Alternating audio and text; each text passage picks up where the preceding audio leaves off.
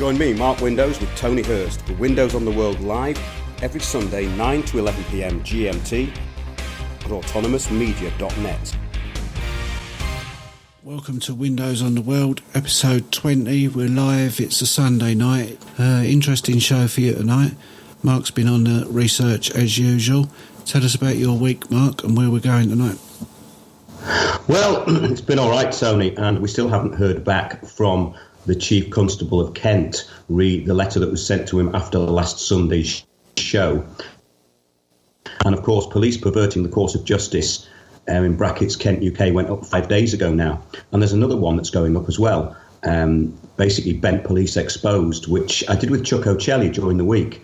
Obviously, you remember that. And I quite like what we did on the Chuck show because it sort of shortened it. And these things are really, really important because this whole idea of social justice and social equity is taking our rights away under this UN program, Agenda 21, Agenda 2030. People just might find that really difficult to believe. But what's very, very interesting is that I did a talk in like this squatted building yesterday with Piers Corbyn. Clive de Carl was there talking about health stuff, which was really interesting, about the importance of vitamins and basically things like iodine. And it was a very interesting bunch of people. They were all very young. Well, I would say 90% of them were. And they knew what was going on. They weren't social justice warriors. They weren't indoctrinated. But they'd set up this squat. And basically, it's opposite an area for redevelopment with 2 and 3 bedroom flats, you know. Book yours now, so it's not going to be there very long. The whole building's going to be pulled. But what was interesting, actually, is they actually did a bit of a deal with the property developers in that they squashed the building. And they just said, well, we're not going to do any damage, and it'll mean that nobody else can break in. Can we stay here? And the developers said, yeah, don't see why not. So the thing is, though, as we know, this stuff is soon going to be a thing of the past because obviously the regeneration of London is going on extremely rapidly. And of course, you've got these areas which are very rich, which will never be affected. But the areas around them are all being changed. And of course, even in these fairly well-off areas, I mean, North London at the moment, you can see all the little signs of the Agenda 21 everywhere creeping in. And a lot of people wouldn't notice it. You wouldn't notice it on a day-to-day level. You would just go, oh, that's great. What's biodiversity? Oh, yeah, that sounds good. And of course, it's going into the education system. And I wanted to go into that because we have talked about it before. But it's very, very interesting looking at UNESCO, you know, the United Nations Education Council, basically. Now, the thing is about this as well, we have to remember, is that these are unelected bodies. The UN formed out of nothing, basically. And it's an unelected council of global governance. And they have this spider's web of subversion coming out of it.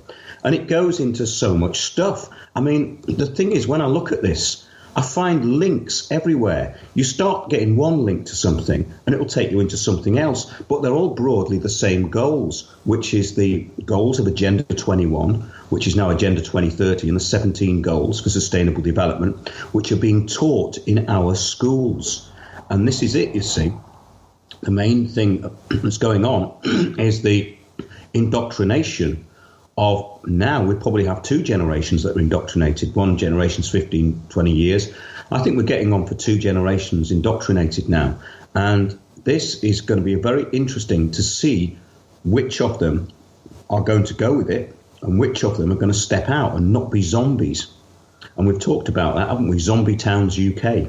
Yeah. So all this stuff is sort of inextricably linked. Yeah. So I've been quite heavy on the research of that last couple of days.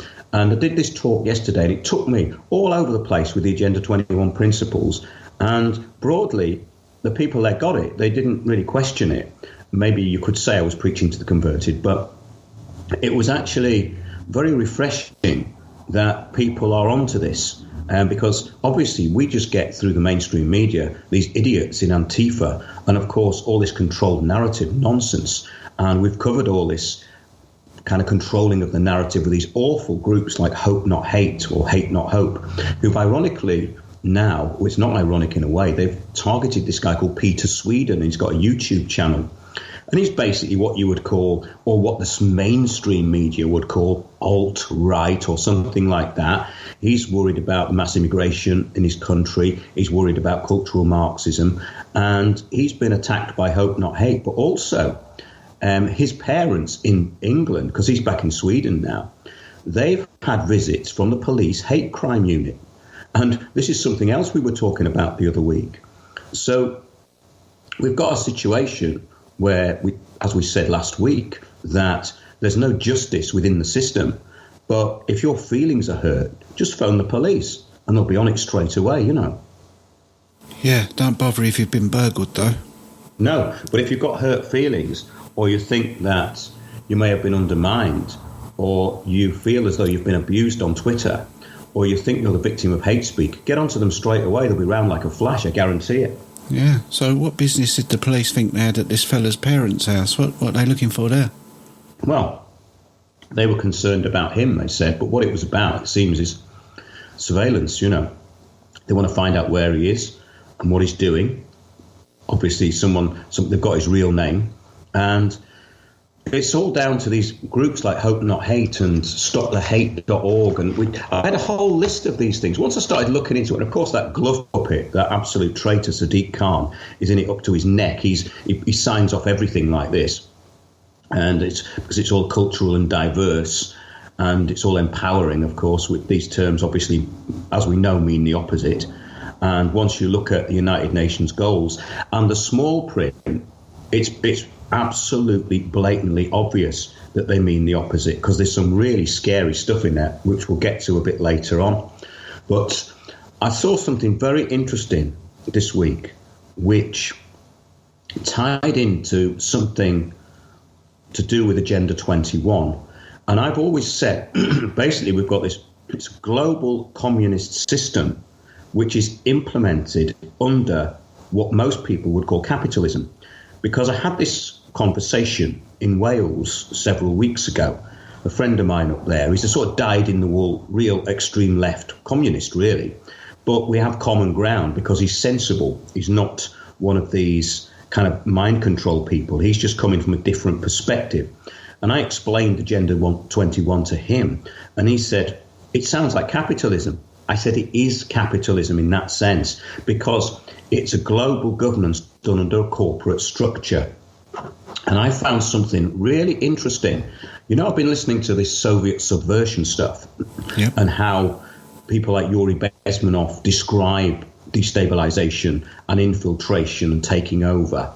And basically neutralizing is the last thing. Well, neutralizing in the Soviet model is just killing everyone who doesn't agree with them. As a side issue, I turned on Sky News this week, which I do sometimes, because you have to actually look at it now and again and see what they're pumping out. And there was this presenter on there, and he was saying, well, we're being told that the mainstream media's dying. So that was really encouraging. But then they had this cultural Marxist, brainwashed, lefty lunatic on, promoting communism and promoting the overthrow of the Tsar in Russia, saying that it was a great idea. And you know why it was a great idea, Tony? I don't. Because, well, didn't you know that overthrowing the Tsar and the killing of 60 million people empowered women? Oh, wow. Oh, it was worth it then. It was worth it because it empowered women, apparently. Happy days. Now, these people have no idea what the Soviet Union was like. They don't know about the concentration camps, the gulags out there, and these people in Siberia who were sent there for 30 years to break stones until they died. They're in this kind of stupid middle-class ideology that is totally mollycoddled, and they're allowed to spout communism, praising communism, this documentary on communism. Imagine, for instance, heaven forbid, that one of us went on there and talked about our new documentary on National Socialism. Do you see what I mean? It's absolutely ridiculous, because what these people are doing is they're promoting basically Nazi. They go on about Nazis and National Socialism, but they're actually promoting something that was worse than that, much worse. Yeah. And it's like, it's the hypocrisy is unbelievable. But as we know, it's basically just about subversion. That's all that's going on here. But General Petrov in his video concept of public security. Now, I love the way the Soviets actually define these things, because they tell you exactly what it is and they tell you how it's going to be enforced. There's no secrets there. There's no conspiracy behind it. They just tell you. So he said something that put a load of things into perspective, because with the Agenda 21 thing, one thing I could never quite understand was how they got all these global corporations on board so quickly, and how it filtered down into your local authority through a corporate governance structure so effectively, because the original aims of Agenda 21 were about climate change and all this, and it came in through climate action plans to local authorities, and of course they all joined ICLEI, which is ICLEI, which is Local Government for Sustainable Development, which is a worldwide thing. Check your local council, or just look up ICLEI and your local council will be on that. And this is this bit of the jigsaw that was missing to me. How did they get all of these banks, the World Bank and international banks and national banks and huge corporations on board with this agenda so quickly? Well, he said in his speech, as a side issue in this thing called concept of public security, he said the results of the Rio 1992 Earth Summit, which was where this stuff was brought in by Maurice Strong and this bunch of criminals who decided to use environmentalism to enslave the population. He basically said, well, the results of Rio were that nothing happened. And by the year 2000, heads of international banks, multinational corporations made an ultimatum to the UN. They stated, we will solve all problems of rich and poor countries if you submit to us in undivided possession of all the infrastructure that will ensure the livelihood of people. So basically, they made a bigger claim than the papal bull of 1302, Unum Sanctum, which put everything in trust to the Roman Empire under God. In other words, they were trustees of the whole planet until Jesus comes back, right? That's the gist of Unum Sanctum. So basically, these corporations have got together and say, we will enforce the global governance on your behalf if you let us build, maintain, manage and control the infrastructure. Now, does that ring any bells with what's going on with you? It rings a few. It's, well, give us all you've got and we'll look after you sort of thing. It's nannying again, isn't it? Well, it's much worse than that, because when you look at how London's being regenerated, you've got these huge land grab corporations like Bechtel and Lend-Lease, and they're the council's preferred partners. How did they become the council's preferred partners? Well, a little bit like how the UN became an unelected global governance structure. It's really interesting. Now, the other thing that I wanted to go into tonight, before we get into the UNESCO stuff and the education stuff and the brainwashing, is this concept about government. And it's very, very important, because this guy says in his speech, and it's very similar to what Yuri Bezmenov, the Soviet defector, says, is that world conspiracy and world government, these terms are there to mislead those who understand something. So people who go about world government and new world order, it's a generalized term that is actually not what it is. So this general carries on and he says, governing is not performed at the level of world government, but at structureless government, structureless governing. And this works beside structural governing. So in other words, we're going back to this idea that there's an elite system, and what they do is they hide the truth and they give you a lie. And the lie is the reality that we all have. Because when you get into this stuff, you realize how we're being limited. And I don't want to get too much into this really cosmic idea of it. I want to keep it quite simple. But this constructed reality that we live in is so narrow. It's a wonder how people put up with it. But the reason they put up with it is because they have no experience outside of it. So they're saying it's reality. And of course, the main way to start seeing that is to switch off the television completely. You have to do that because television training is the most important thing in this. But basically, what you have is, to prevent choice, you have two lies that are split into two. Lie 1 and lie 2. They're the competing lies of the moment. So in other words, we've got all this fake George Soros created agitation stuff. And then against that, you'd put the alt-right. They're both lies. They're both media creations. They don't really exist in the big picture. There's people who will be aligned to one side or the other, but they actually don't really exist. Now, people will say, well, that's rubbish because there's Tommy Robinson, there's the EDL, there's all, but this is just puppetry. Those are created groups. Those are created agitation groups. And we've already discussed that, haven't we, Tony? We've gone into what Tommy Robinson is. It's basically a stooge. Yep. And we've gone into what the EDL are, which is basically an agitation group that basically is funded by Zionist interests to attack Muslims and get Christians to get blamed for doing it. That's all it is. Very, very simple. So all we're given is these two lies. And you can look at everything like that.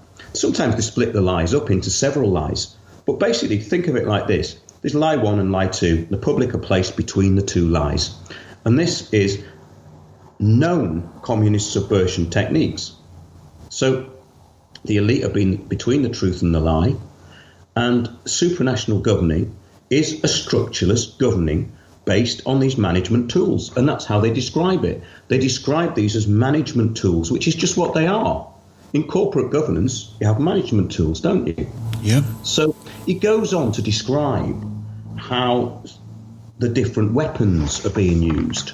Conceptual power, they call it. It has 6 management priorities. And that's very interesting as well, isn't it? They call it conceptual power because it's just a created concept. That's all it is. The power and governance is a concept. It's a construction. So you construct a reality and you put people in it. The elites, or people with higher intelligence, or those who are allowed the access to higher knowledge, know that this stuff is just there for that very reason. And the priest class, I think, have always known that. And I have met people who have had access to those sort of people. And we've talked about that before. But in a way, it doesn't really matter who the elites are. It's not that important. It's the structure that's been put in place that's important. So there's 6 kind of major parts of conceptual power. The first one is the worldview. That's how the public are given their view of the world. So the public don't have their own view of the world. They're given a view of the world. And that is something that's extremely profound to realize, that our view of the world is given to us. The second one is historical, the chronological view, which is why history has to be changed. I watched a TV adaptation of Brave New World by Aldous Huxley from the early 1980s. And that was really interesting because you forget all this stuff. It's very, we talk about the Orwell stuff, but Brave New World has got some amazing terminology in it. And it goes into something called histobunk lessons, right? So you go to histobunk lessons to learn a new version of history. The third key in this is ideological, which is where the subversion comes in. Ideology, what people believe. Then you've got the economic, which is the world monetary system. Obviously, this has a huge impact. Then there's genetic weapons. Now, genetic weapons are alcohol, tobacco, drugs, anything that you take. And these are used scientifically against us. So you can see this is what's happened in America broadly, and it's happened here. You flood an area with drugs, and what happens? We've seen what happens, especially things like crack cocaine. You just get completely insane people walking around getting violent with each other. And all this stuff was brought in. I mean, I spoke to somebody years ago who knew all about this CIA stuff, that basically all the cocaine was smuggled in, crystal meth was distributed in America. And all this stuff's been talked about before, but this is part of the genetic weapons. Genetic weapons obviously goes into all the things that people love to talk about, which is chemtrails and genetically modified food, all the rest of it. And then you've got weapons of war, which are what is the military-industrial complex, and that actually keeps people in place. So it's really interesting, and they then describe that it's enforced through the legislative, executive and judicial branches, which is basically the system of law and order and the system of administration. So that once you understand this stuff, you can look at governance in a completely different way. And I think it's really helpful because they have a thing called a system of parties. Now, the system of parties is just there to distract. You've got a left, right and centre. And, of course, you've got your minor parties to soak up all the rest of the people. And we've seen example after example of this with these groups that are formed and these beliefs that are formed. And it goes into all this Agenda 21, all this stuff like the Venus Project. And what was that film called? Zeitgeist. All these things are about getting you into this agenda. And they're very effective because they divide and rule. And part of the subversion tactics is to do that. It's very, very important to do that. And when Bezmenov talks about demoralization, it takes 15 to 20 years, which is followed by destabilization. We're definitely in a destabilization time now when you look around what's happening with the different agendas. Yep. And then there's the crisis and then normalization. Well, crisis and normalization in the Soviet Union meant the shedding of lots of blood, and normalization meant the killing of all dissidents. So basically, these terms are expressed in a very cold and businesslike way, but they mean exactly what they say. Once you listen to these guys, they will tell you the truth about it. And they were Bezmenov was warning us about communism in the 80s, and he said that America was 3/4 of the way there. And we've talked about that. I talked about Norman Dodd and what he'd said in the 1950s. That's really interesting, that Norman Dodd speech. And it was all about NGOs and the monitoring of NGOs, and basically that the Rockefeller Foundation and bankers were controlling all of the education system and the non-government organisations. And where is everything being implemented through Agenda 21, Agenda 2030? It's NGOs.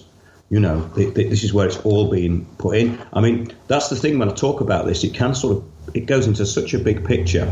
But that was interesting yesterday as well, because I thought I was going all over the place with the information because there was such a lot to get into a short time. But in actual fact, everyone said it made sense because it all linked together, which was really nice, you know. Happy days. Yeah, well, it all helps, doesn't it, you know? Mm-hmm. Just to let people know that the speech is the Dodd speech, and the film is all on YouTube, and so is the audiobook as well, Brave New World, and the other one, 1984 films and books, audiobooks, all on YouTube, so no reason not to check them out and learn from them. Well, exactly. I mean, the thing is with Brave New World is that it's a technocracy, basically. It's about a technocracy. And the interesting thing about it is that family stability or loyalty is completely frowned upon, especially in relationships. So they call it engaging. So they have to engage with as many of the opposite sex as possible. So it's kind of about this kind of lack of loyalty and lack of empathy for anything. So it's very much part of the breakup of what used to be called sort of values, you know, the sort of Western values, which are pretty much all gone now. So it's quite interesting on that level as well. And some things in it have come true, and some things you think, maybe they haven't, maybe they have. There's some ambiguous stuff in this. So it's really worth watching that. And look at the names of the people in it, and that'll tell you who's running the world.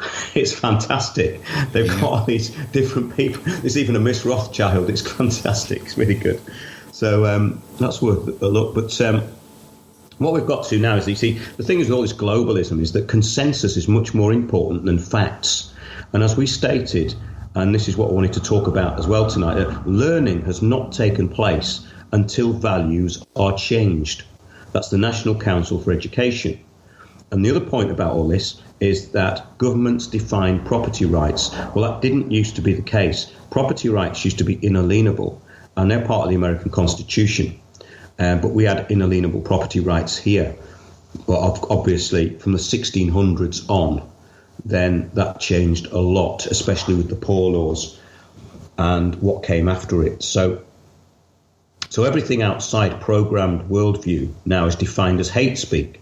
Hence, we have these dreadful organisations, Hope Not Hate. We have all these hate lines and all these people being offended all over the place. I've never lived in a time where people were more offended about nothing. Have you, Tony? No, I don't think so.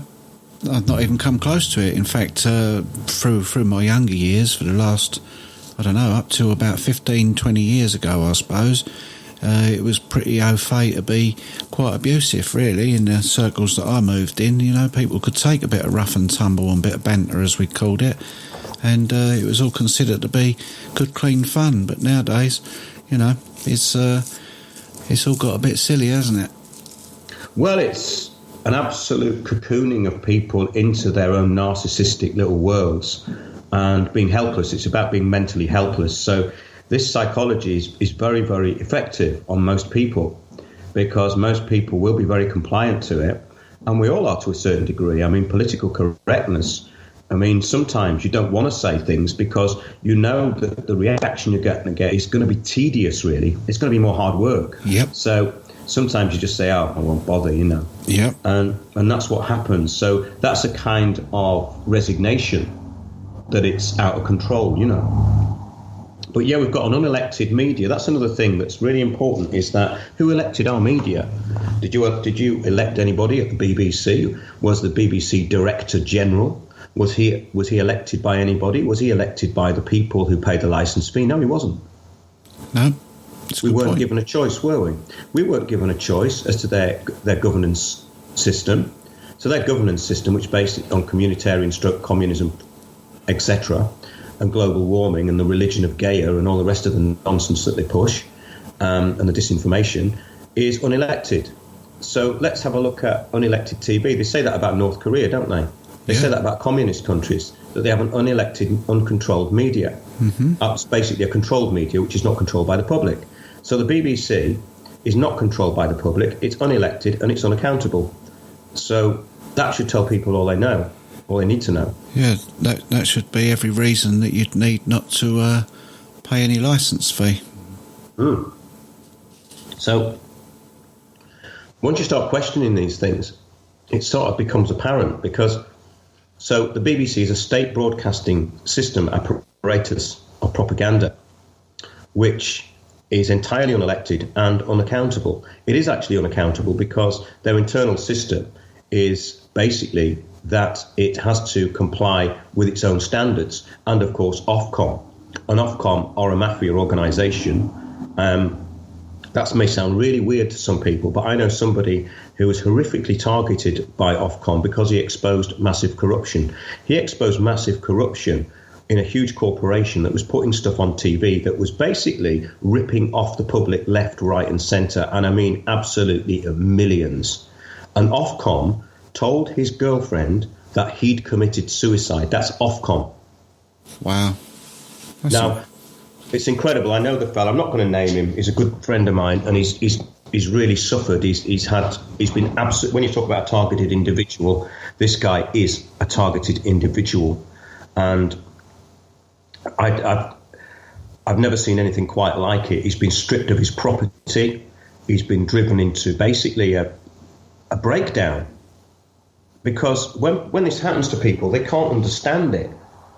And I've been through a bit of it with this court case we talked about, and I'd like people to look at those shows, because to me they're very important, and it's not about me, it's about the information. We put out a lot of information on our shows, Tony, but to me these police ones recently are extremely important, because they actually show that the police are farming crime. Yeah. And especially in the case of Kent Police, if you go back to 2014, 5 of their top officers were put in prison for basically getting people to accept charges and bullying them into saying that they'd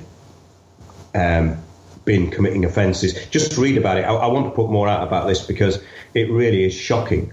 Yeah, it's a lot of it's about abuse of that conceived power you was talking about earlier by people that shouldn't be doing that sort of thing, that and more.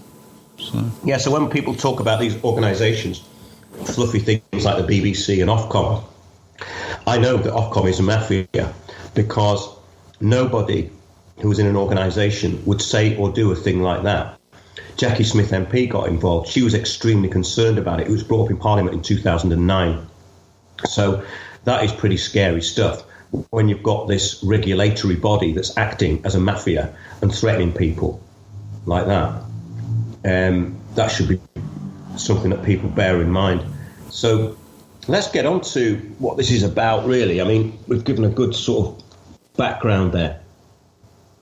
And another thing that we get before we get into the whole UN thing is that any Parliament's laws are irrelevant to real governing because they don't control the government's money. And that's another thing that is very important with the Soviets. They point that out very, very clearly about the printing of paper money. Now, this is another point before we get on to the major stuff, is that the Queen's picture is on those pieces of paper. But she has nothing to do with those pieces of paper. That's right. Nothing to do with them. And that is something that people often don't even get. Because this is part of the worldview, the created worldview. Because, like, she's got a picture on it. It's not like the times of old, where the king or queen put into circulation the money and actually made it. Now we've just got this system of paper money. And she went into the City of London and she was asking them how the financial system worked, because they run her.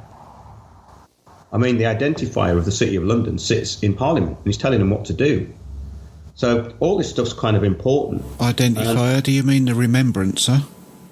That's right, yes, sorry, yes. Okay. That's it, yeah. There's another, sorry, I've been looking at the City of London stuff, and that's another title, so you're right there, Tony, yes. And of course, the City of London is run by 25 aldermen. And that's where it ties into the UN stuff, because if we've got all these global banks and corporations enforcing Agenda 21, well, many of those banks and those corporations are going to be involved in it, aren't they? Yep, no doubt. And if our money was showing a proper symbol on there as to who it represents, it would have a red shield on there, in my opinion. Yes, absolutely. Yes, very true. And I was talking to people yesterday basically about the bigger picture of all this Delphi technique stuff, And I remembered this fake squat that was set up in the City of London called the Bank of Ideas, which was basically to take attention away from Occupy and steal its money. An organisation called Climate Camp Action stole all Occupy's money. And Climate Camp Action was run by the police out of this place in Hackney, which we discovered was also involved with the Bank of Ideas. And people may or may not remember that, but the Bank of Ideas was this fake squat that was set up in the City of London. Now, let's just think about this for a minute, how absurd it is and how our worldview is being, or the worldview of so-called truth people is being completely manipulated by the financial institutions, because the United Swiss Bank owned the building in Sun Street and it was empty. All of a sudden, this kind of fake rebel breaks in there and he's on the BBC 5 o'clock news telling us that there's loads of empty buildings in London and they should be squatted and used for great purposes. And what do we have now? We have guardianship of buildings, which is basically where people get involved in the governing of buildings, basically. They go and stay in them and they organise things and they have an agreement, and it's like a tenancy, really.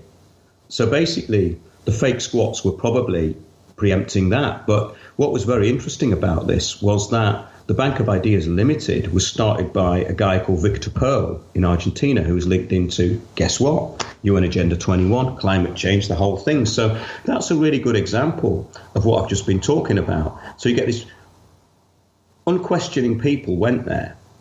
So think about it. How do you get to squat in a Swiss bank in the most protected and surveilled piece of land in the world? Nobody asked that question. How do you get the electricity on when it's complex three-phase? How do you then have broadband put through the entire building coming out of the ceiling tiles with Cat5 cable? As the Beatles would say, with a little help from my friends.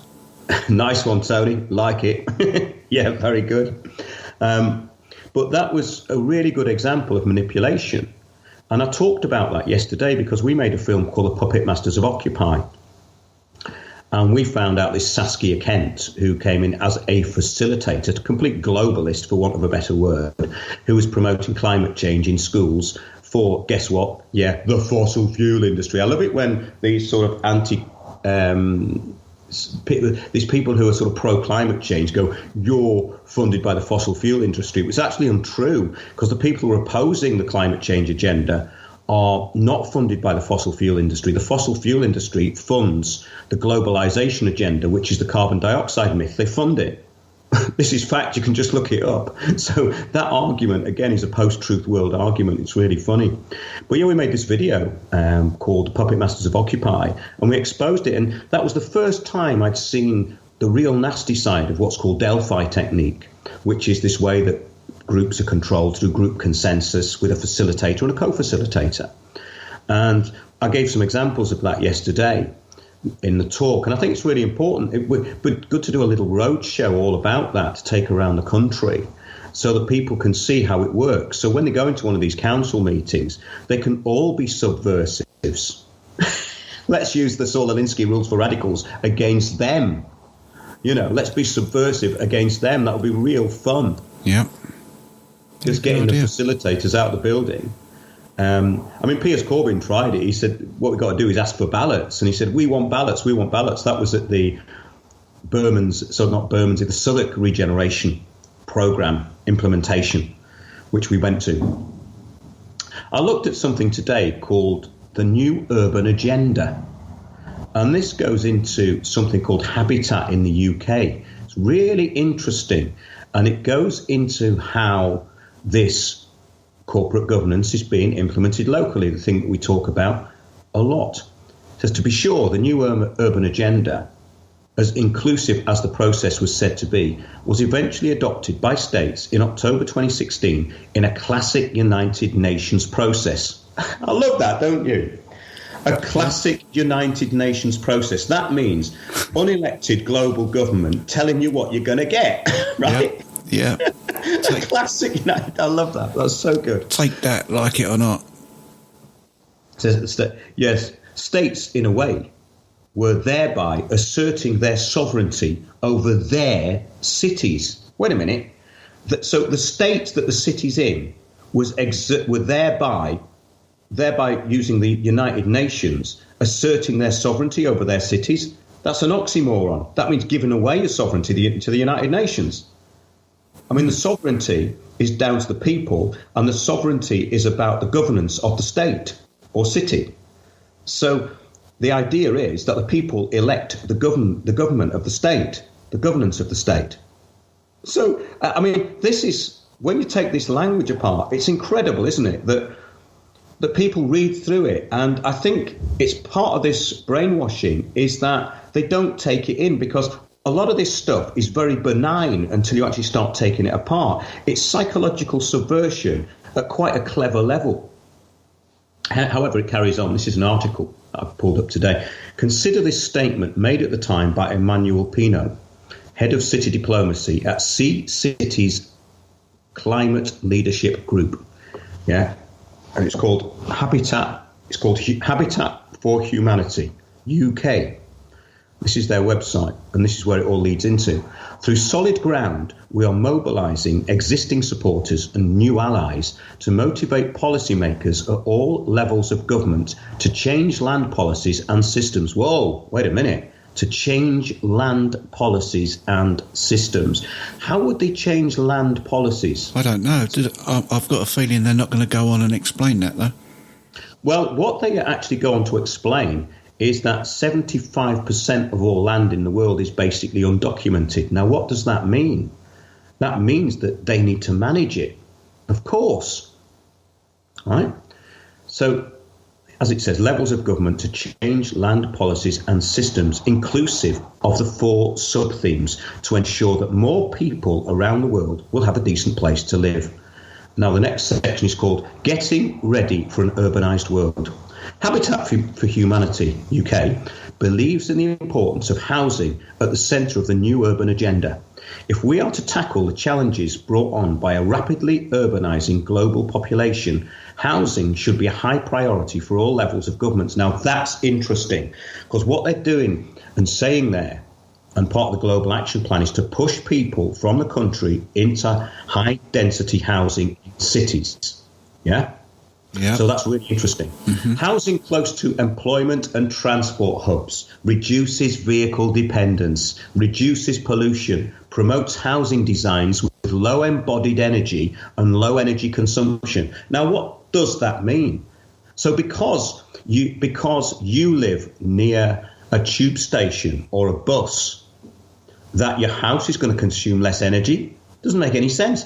It is important to recognise, however, that buildings are also contributors to CO2 emissions, and as such, they are also a key part of the solution. And this is this absurd stuff that comes out of your local council.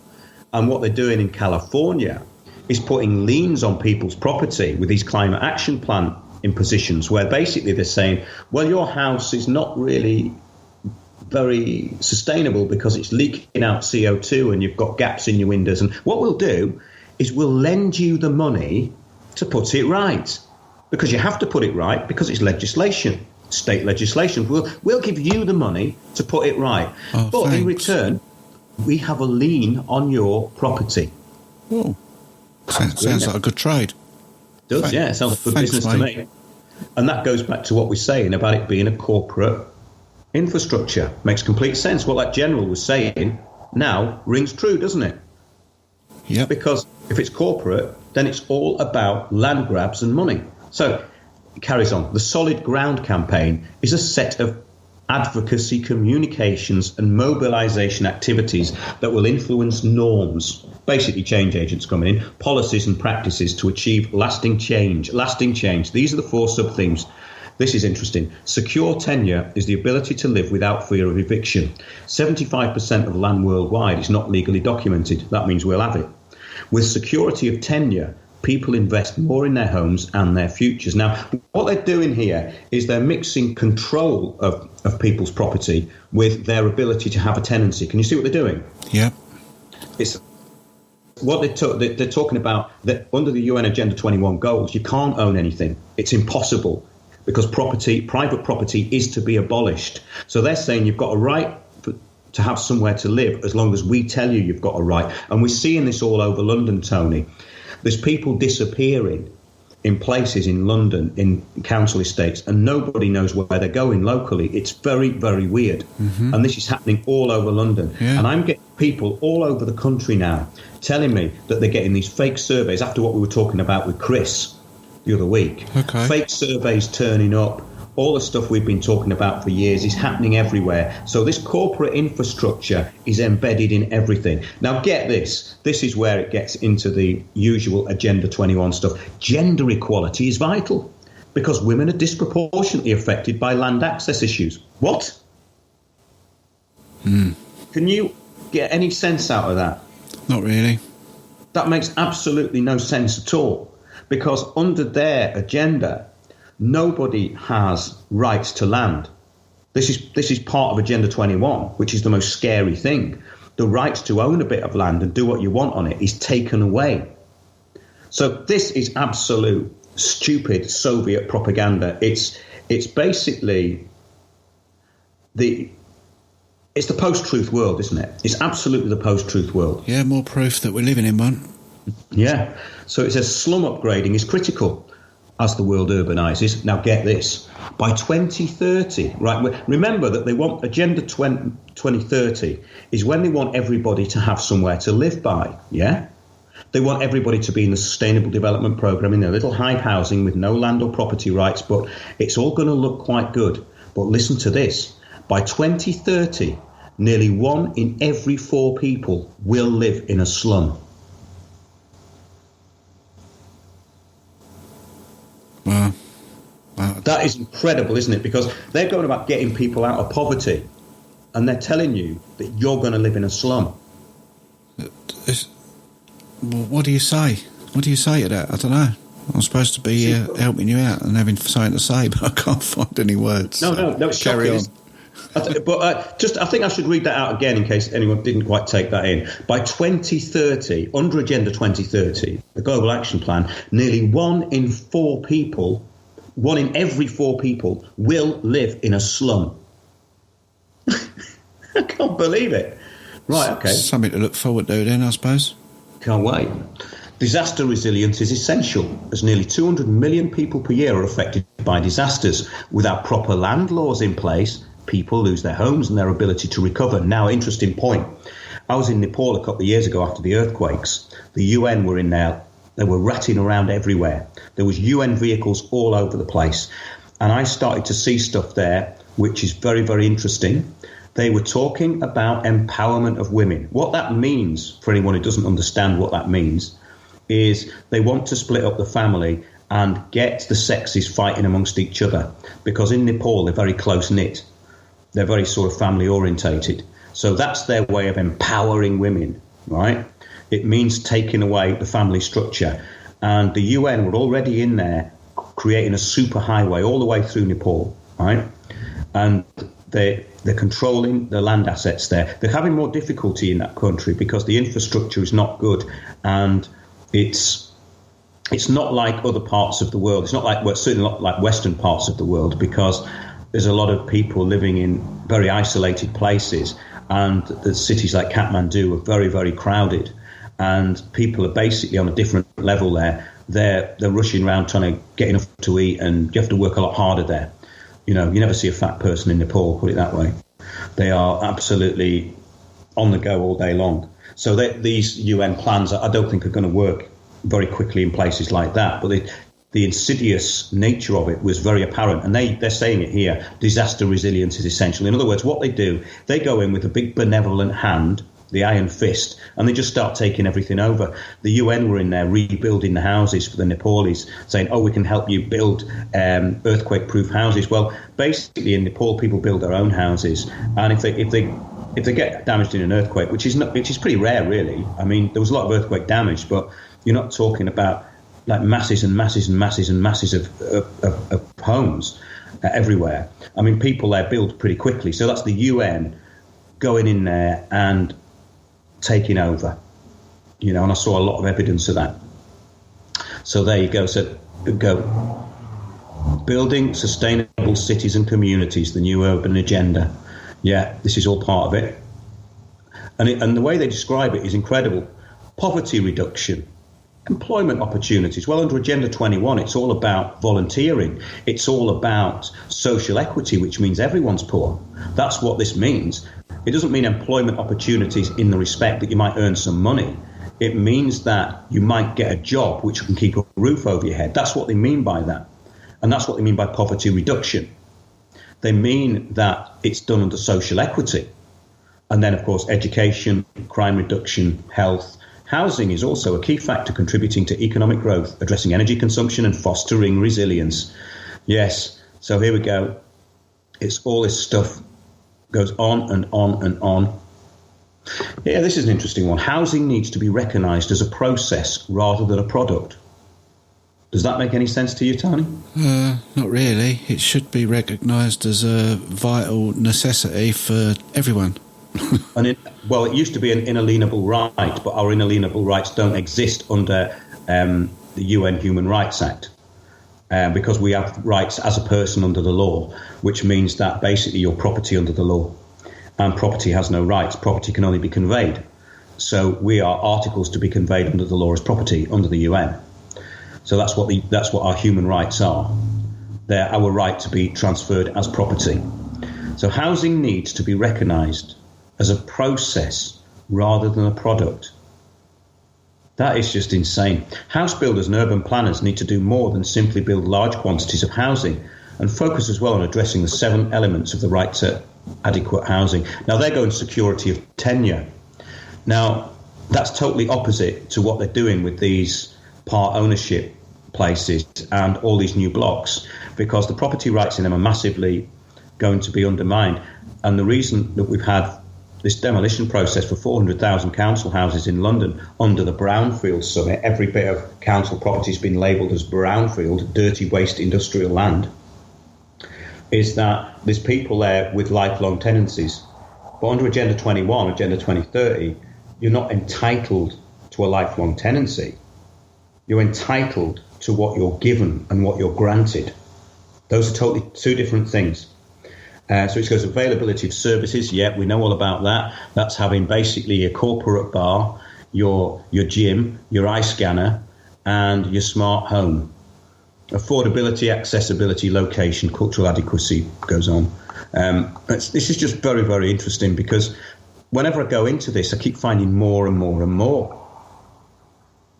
Yeah, again, this is going into it. Housing close to employment transport hubs reduces vehicle dependence, reduces pollution, promotes housing designs with low embedded energy and low energy. Yeah, of course, because your house is really causing global warming, isn't it? I know my place is giving out so much CO2. I don't know what to do, Tony. I don't know about, is your flat giving out CO2? So much CO2 that I've got huge tomato plants growing on my roof. This is it. I know you have. It's just I've got so much of this stuff here. It's incredible. I just flicked through it. Yeah, we've been through some of that stuff now. Yeah, this is an interesting one. The announcement will represent one of Habitat's key commitments. Remember, we had this Habitat 3 thing recently, and I think the last one was in Brazil or somewhere. We look them up, Habitats 1, 2 and 3. Basically, they had to change the name of Agenda 21 because people were latching onto it. So now they just changed the name. They call it Habitat 3, but that's about urbanisation, same thing. Habitat's key commitments toward the implementation of the new urban agenda. CEO Jonathan Retford will describe how by enhancing the supply and demand side of housing market systems, by mobilising flows of capital to the housing sector and serving as facilitators and advisors to market actors, we can catalyse a market response for affordable and adequate housing. Basically, that means huge corporate infrastructure and our chosen partners. Just incredible. So it just goes on and on and on. And we've got here, I've just got into so much stuff. I don't think we're going to have time to go through it all. But basically, we've got all this stuff on UNESCO, which is what I wanted to go into, because UNESCO is part of the brainwashing tactic of creating global citizens. So this was going to be the title of the show. Are you a culturally brainwashed global citizen yet? As we've stated, education is not complete until beliefs have been changed. What is global citizenship? Let's ask them. We connect schools in the developed world with our schools in post-conflict regions. Now, this is the UN, again, promoting itself as a peacekeeping force. And the UN have been found to be much worse in some ways than a lot of invading armies, because they are using soldiers from all different countries, and a lot of these people are just going in there and abusing kids and raping women, but they keep that really quiet. Yep. They keep that really quiet, but there's an epidemic of it, which we can go into later within the UN. It says, we connect schools in the developed world with our schools in post-conflict regions. Fostering global citizenship is priority 3 of the UN Secretary General's Global Education First initiative. Now, when you look at this stuff, and you go to these sci-fi dystopian futures, the language is just the same, isn't it? Yeah, it's identical, yeah. It is. And as a side issue, the Occupy movement, when that was taken over, do you know that their security team was called? No. Tranquility. Oh. I'm going to call for the Tranquility team. Don't. Stop it. I know, it's Clockwork Orange on steroids, isn't it? Anyway, it says the world faces global challenges which require global solutions. these interconnected global challenges call for far-reaching changes in how we think and act for the dignity of fellow human beings. They always bring this into it as though it's about some kind of equality. It's not enough for education to produce individuals who can read, write and count. Well, it's not enough. But what are they advocating? Because their idea of Common Core education in America and education here is the 40 chapters of sustainable development. And that's a lot to get into kids before they're 16. That's a hell of a lot. Because to take that in, it would have to be repeated ad infinitum, wouldn't it? Through all different parts of the curriculum. Mm-hmm. And that's what we've been talking about. So it says education must be transformative and bring shared values to life. It must cultivate an active care for the world and for those whom we share it. Education must also be relevant in answering the big questions of the day. Oh, climate change, what we're going to do about it. There you go. Technological solutions, political regulation or financial instruments alone cannot achieve sustainable development. So what they're saying there is we need useful idiots to go along with it on a mass scale. Because it doesn't matter how much money we put into this, it doesn't matter how much we re-engineer society on a material level, unless people are brainwashed into this nonsense of global governance and adhering to this one party, one world order, whatever you want to call it, corporate takeover. They have to have their minds changed. And that's what this is about. Education must fully assume its central role in helping people to be more peaceful, tolerant, and inclusive societies. It must give people the understanding, skills, and values they need to cooperate in resolving the interconnected challenges of the 21st century. Right. There's a book by Ron Israel, wonder where he's from, A Path to Building Identity and Community in a Globalized World. And it's very funny. I was looking at this all about sustainable development in County Durham. And at the centre of a load of flags is the Israeli flag, which is very interesting. What's that doing there then? Don't know. I'll leave that to the listener to work out. But they're putting themselves at the centre of it all, quite interestingly. UNESCO's Global Citizenship Education webpage tells us global citizenship education is one of the strategic areas of UNESCO's education programme 2014 to 2017. Now we're into it up to 2030. And one of the three priorities of the UN Secretary General's Global Education First Initiative launched in September 2012. Global citizenship education continues. It equips learners of all ages with those values, knowledge and skills that are based on and instill respect for human rights, social justice, diversity, gender equality and environmental sustainability. Is anybody seeing a bit of a repetition here? There's a pattern for sure. There is a pattern, isn't there? And that empowers learners to be responsible global citizens. So that empowers you to be a responsible global citizen. Now, wait a minute. The LBGT agenda, social justice, social equity, working for nothing, living in poverty, and having iron fist communism, why does that make the world a better place? Why would that make my decisions better? Why would that promote a better world and a future for all? That's just a question. I'd like to ask them how that would actually happen. And here we go again. Social justice, diversity, gender equality and environmental sustainability. There you go. They just keep on and on with that one. The Common Core Curriculum proceeds from the World Core Curriculum. The World Core Curriculum, you see, Tony, which comes out of the 40 chapters of Agenda 21. It's the late New Age guru who we covered, the UN Assistant Secretary Robert Mueller, died in 2010. He's the one who brought in all this fake Hinduism and promoted all these useful idiots who promoted fake meditation, fake belief systems, and of course promoted the likes of Deepak Chopra and his cult of nothing. You know, the cult of basically acquiescence and detachment.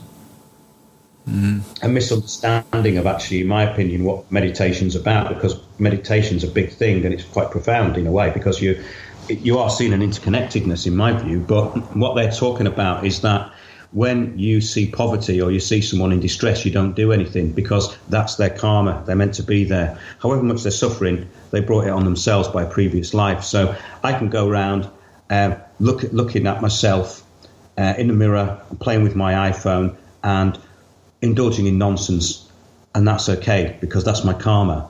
And someone else's karma is completely different. This is classic government state control stuff, isn't it? I mean, once you disempower people to that extent, you've got hold of them, which is why this New Age thing was so important to them. And the damage it's done to so many people that I know. Now, I get people who are a bit of reactionary. They go, oh, well, what about you? You seem to be against spiritualism. You seem to be against that. I'm not saying all that. What I'm saying is that when you get useful idiots being used for an agenda, and those useful idiots are enforcing the agenda on behalf of the perpetrators without thinking, then that's what I'm talking about. I'm not talking about people who want to study, who want to actually learn about the mysteries of the universe and learn about things that are intangible. No, I'm not talking about that at all. I'm talking about when people get behind these stupid ideas like this. Yep. And we have covered that in quite a lot of detail, haven't we, really? Yeah, there's lots going on there and there's lots to be explored, but the explorer should beware in anything that they're exploring in life.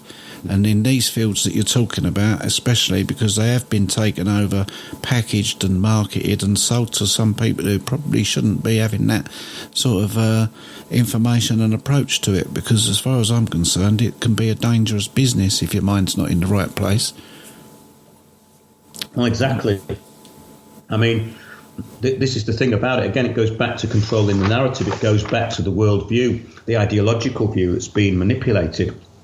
And this is even when you look at it from the point of view of people's limited information, the information that we've been given, this is like a blinkered control system that you couldn't possibly think would have existed so quickly. I mean, when I see what's happened to London in the past few years, it's absolutely incredible. Because I've lived here a long time. Well, you know London, obviously, Tony, and the thing is that it's not recognisable as the place it was 10 years ago. It just isn't. No, I can vouch for that. Like I say, I've been to visit my pal Freeman Jack a few times in the last couple of years, and it had been a good 10 years or more really since I've been to South London, particularly, and I was just bewildered and totally lost in an area that I thought I knew quite well, that I used to have to travel through, Elephant and Castle round that way, and I was just appalled at what I was seeing and what I was experiencing. I was stuck in traffic jams gone 12 o'clock at night, hideous jams, trying to get to Trafalgar Square and down to the embankment and all round there. And they've removed lanes of traffic there and replaced them with cycle lanes that no one was using.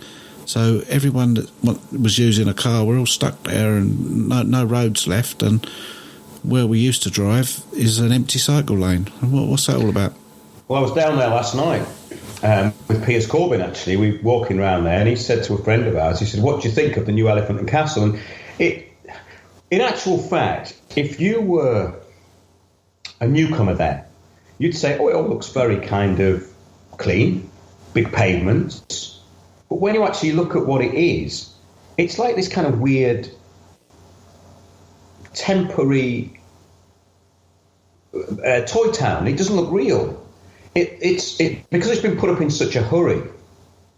And this stuff is uniform. It's everywhere. And as you're saying, you've got this traffic chaos, and they've narrowed the roads. So the roads in London have got narrower. Now, how can that possibly be good? They've narrowed them by making bus lanes everywhere to start with, and then putting these, as you're saying, these really wide cycle lanes and prioritising cycling. I mean, I was in Waltham Forest obviously I know Waltham Forest, I used to live there, but they took away all the parking, and it was after 4 o'clock, so there's places I can park. So I parked up, and so it's on Saturday you can park in quite a few places, but there's very few actually. It's mainly Monday to Saturday now. But I was trying to get round where I used to live, and it took me about 20 minutes because I had to go back into the main road, and that's because they've closed the open concentration camp, also known as Walthamstow Village, which people have actually put their own signs up warning motorists, because when you turn left into there or go straight, you can't see. The signs are about 20 feet up, and it's basically a £65 fine as soon as you go through it. So even if you go back, even if you go past the 2 tree planters that have been put there and reverse out, you still get the fine because you've gone past the camera. So the locals have put their own sign up, don't go in here. So basically they've created their own no-go zone. And it's just incredible. And you've got these weird little patches with these sort of scrappy little trees that have been planted with a bench, and it's all gravel, and nobody would want to sit there, you know. And then they've taken away the benches in lots of other places, so that because they don't want undesirables sitting on them drinking beer. But it's totally weird. Like, you've got nowhere to sit apart from these designated places where you wouldn't want to sit. And of course, the whole thing about these big open massive pavements is they put all these benches and little horrible concrete thick blocks to sit on, which you couldn't sit on, which was the idea, because you're not meant to loiter and basically get to talking to anybody.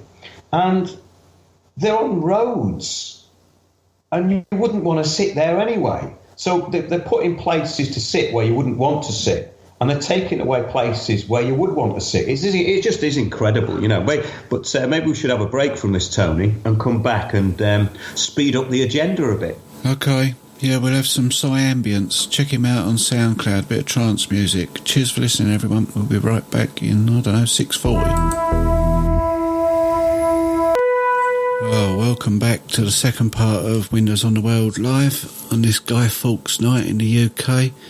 That was Dragon Boat to Valhalla from Ambience, and you can find him on SoundCloud. PSI Ambience is how you spell it. Okay, so first off, we've got a message to go out to our friend Patrick and his family. Patrick's had himself a bit of a medical turn there, and well, we're wishing you well, obviously, and all your family, and hope that you make it through that and come back as strong as ever, and hopefully you might even land a few new jokes in hospital for us. That'll be good. So, look forward to seeing you again. Bob, I've got a message for you. Bob sent us an email, and he's letting us know that if you use the Windows on the World link on YouTube that you're putting in there in your descriptions, Mark, that his browser is using the latest Firefox. It's giving him a warning saying that this site may be harmful. The site you're trying to visit may include malware, phishing attempts, or disturbing content. Well, I think we had that problem before, didn't we, Tony? It was something to do with my browser, from what I seem to remember. I hadn't updated my browser because we've got HTTPS. Is that something to do with it, do you think? Well, it shouldn't be, because otherwise we should all be getting it wherever we accessed it. So I'm not exactly sure what's going on here, but we will have to look into it. But I just want to reassure everybody that's out there that Mark's site is actually safe to visit. There is no malware on there or no phishing going on at all. And I know this, I'm the webmaster on the site. There's nothing like that going on there. And whatever's causing that problem, we'll be looking into this week. And thanks very much to Bob for bringing it to our attention. Yeah, thanks, Bob. I mean, I've had this said to me before. There's certain browsers that weren't picking it up, and we did have that problem, but it was to do with the HTTPS as far as I can remember. But I don't know why you're getting that. But, you know, we don't want to be paranoid about it, but they really are out to get us, aren't they, Tony? Well, it does seem your work's not that popular as certain people, Mark, but that's a good thing in my opinion. So keep up the good work. Right, there's a question in here. Yeah. Well, we've got someone new in the chat tonight. Always good to have new faces in. Consciousness. And the question is, Yo, Mark, what is the best way to fill in the primary questionnaire I've just received for the community action soon to be implemented in my village? That's an interesting one, because obviously these forms are created to gain consensus. What these forms are doing, as we described, if it's the same sort of thing as Chris was talking about, which I believe it is, they're basically like profiling. They're profiling who they can use. So if you agree with them and you say all the right things, then you will be one of the people on their mailing list, and you may even get promoted as a change agent one day. But what I would do, if you want to sort of get up their noses and make them realise that people know what they're doing, is to say, can we have ballots, please? And can you remove facilitators from the meeting? And can we vote somebody to chair the meeting from our own group? That would really mess things up, in my opinion. Okay. Because that also, that's quite. I think that happened at Occupy. It was quite funny. There was this. I saw this guy at the Anarchist Book Fair the other week. He's called Mark Weaver. He's an undercover police, and he's been exposed as that. He's basically an agent provocateur, and he turned up as a facilitator at the Bank of Ideas in his fake army coat with his one dreadlock. I kid you not, Tony. He had one dreadlock. Oh wow. I mean, it's here, Sarge, put this on. It's like, what the hell is that? One dreadlock. Great, isn't it? No one can say tonight's show's not got its comedy moments, that's for sure. It's got to have comedy moments. I think we should have more comedy moments. In fact, when I was doing my talk yesterday, I was describing all the people who've moved into Waltham Forest, all these kind of hipsters, and how they took over, and how these characterless people were just walking up and down one stretch of what is called the village all day long, and they seem to be trained into one place. And as I was doing these impersonations, I realised how funny it was, because when you look at this, the amount of entrainment going on is absolutely incredible, because they just have their own little places to go and they don't step out of it. Now, London has always been a bit like that. People have had the local pubs and that sort of thing. But I never remember all this, because when I first came to London, I was so amazed by the size of it. I wanted to go everywhere. I wanted to see all of it and check out where I wanted to be and what were the best places. But now it's just become this kind of... It's superficially better, as we were saying. It's like going down the Elephant and Castle regeneration scheme is massive. I mean, that is just going to be complete hive sustainable development. It's just a super smart city, just almost finished, because they've done most of the roads now. But that's like you're saying, yeah. They want everyone out of their cars, so everyone has to sit in a traffic jam all day long, even if it's at midnight.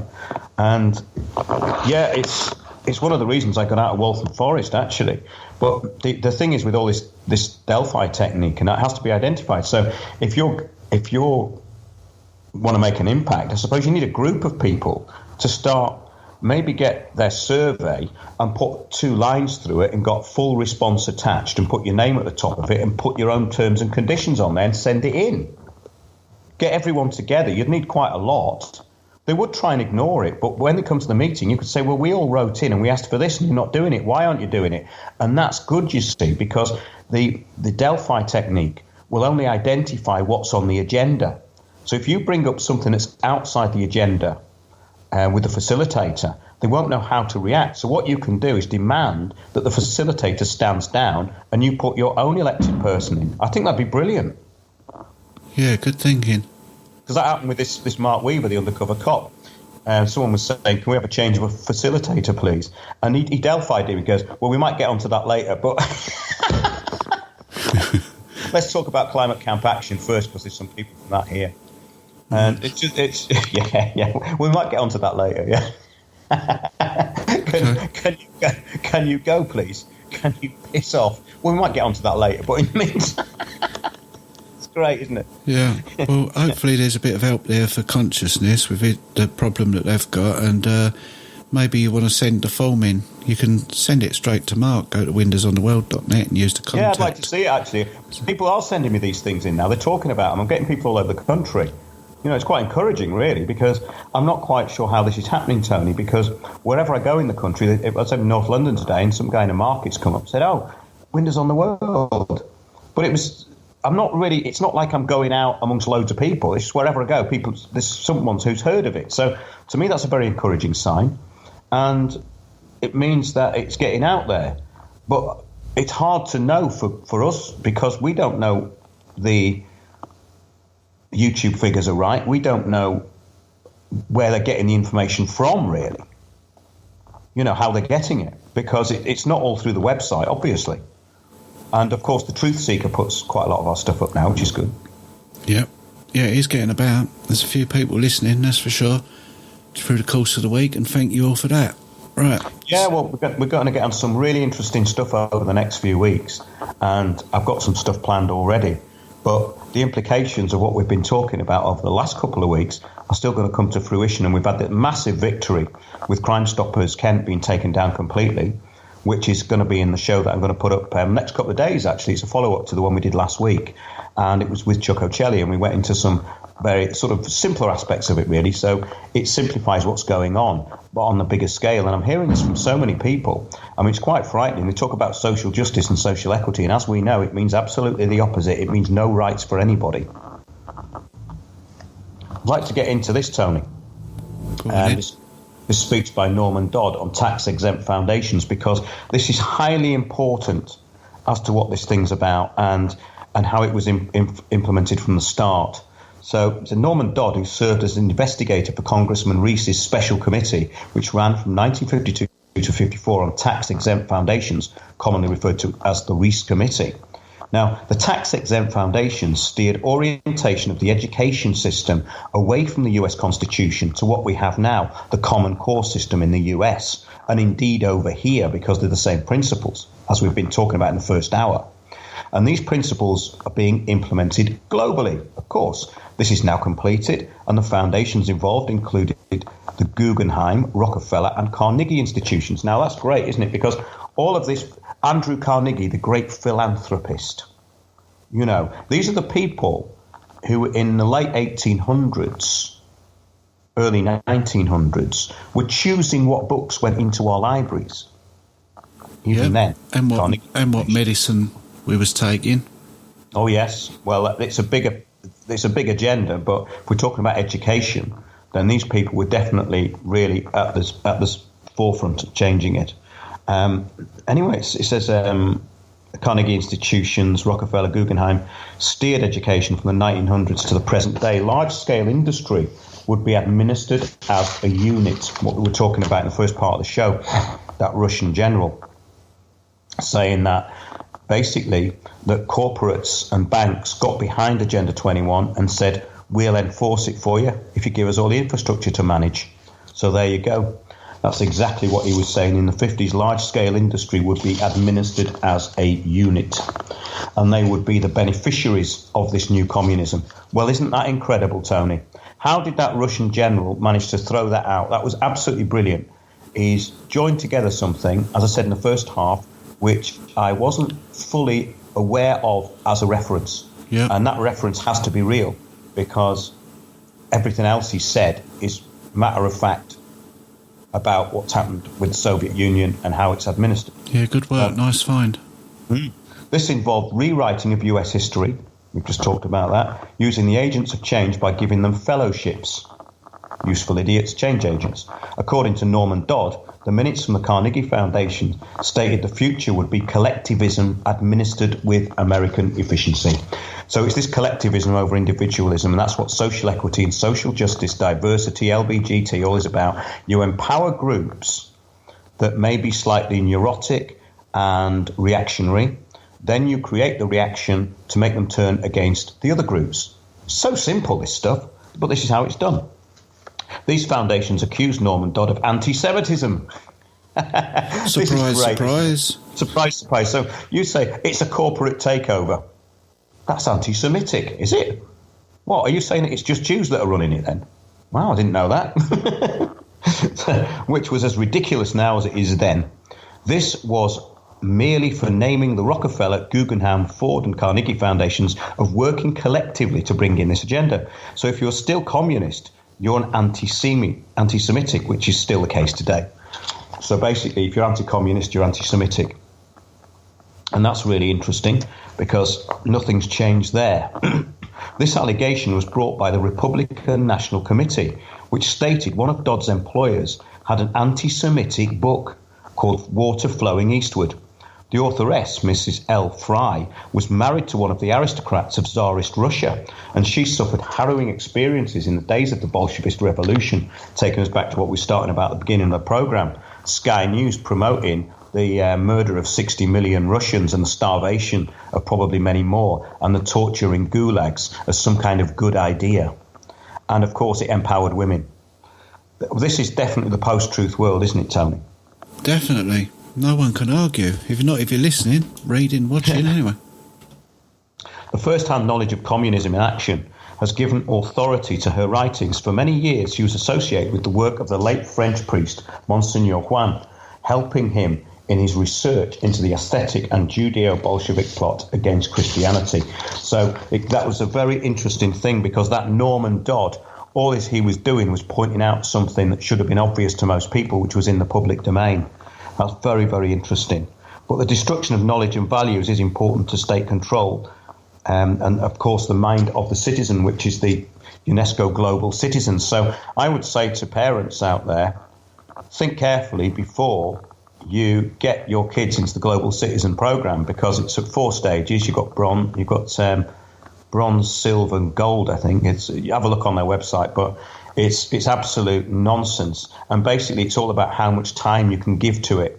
So basically, if you want to go gold, then you have to give them quite a lot of time. So it's all about levels of indoctrination, basically. And no child left behind. Remember that, no child left behind. Now, I'm so glad that I'm not at school now, because I'd hate to be left behind, wouldn't you, Tony? Yeah, well, we really need to cover the Common Core in detail, but one of their basic, statements that they're making now is that they want children from the cradle to the grave. It's right there. It's in black and white for people, so it's coming. Well, it absolutely is. Yeah, Common Core education states the teaching of facts is not the primary person of education. Well, facts are the only really useful thing in education. I mean, theories are okay, but theories, again, can be changed. It's like, this is where the change comes in, isn't it? Because theories then can become beliefs. And that's the interesting thing, because now we're told that beliefs are facts. It's really interesting. So what we believe can be a fact. Yeah, we're not just told that, we're being shown it, aren't we, with all this transgender business and choose your own sex and all that. We're being shown that, even a child's belief can now become fact. So. Well, absolutely. And I was at that anarchist book fair, and there was this militant woman with "Go Away" on her shirt, and she was arguing with this Greek man, and I think he just said something like, well, there's only boys and girls in the world, or something like that. And her worldview, her belief was that wasn't true. She thought there were more than two sexes. And of course, imagine that 10 years ago, she wouldn't have thought that. So the programming is incredible, isn't it? So there's no rationality to this. Yeah, I think a lot of this has come from the New Age as well, as we've spoken about. People, they seem to be able to build themselves these rainbow bubbles and take their beliefs in there and live in there with all these beliefs as fact. And, anyone that wants to throw a stone at that rainbow bubble is, you're a racist, a psychopath, anti-Semite, you're anti-gay, you're this, that, and the other. You've got to be one of these things. If you see that they're living and talking in a way that makes no sense, and all of a sudden you're one of these other things because you're trying to make sense out of it. Well, it's all about this individual sort of thing, the narcissism again, and identity politics. In other words, that you identify yourself as the cause and not yourself.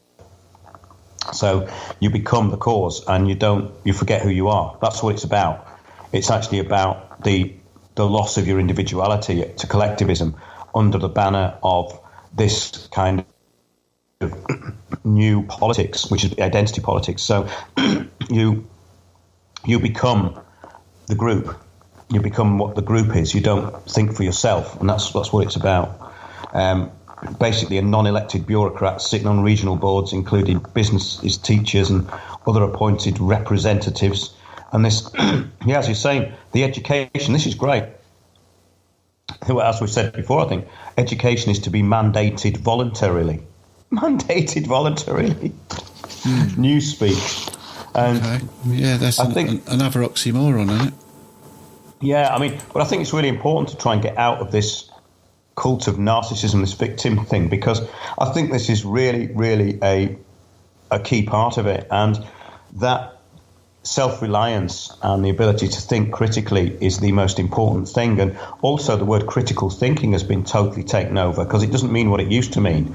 There's several websites that discuss critical thinking, but it's by their version of critical thinking. So in other words, it's not about critical thinking, it's about group critical thinking. Yeah. So you become part of the group again, the mind virus. Yeah. And it's incredible.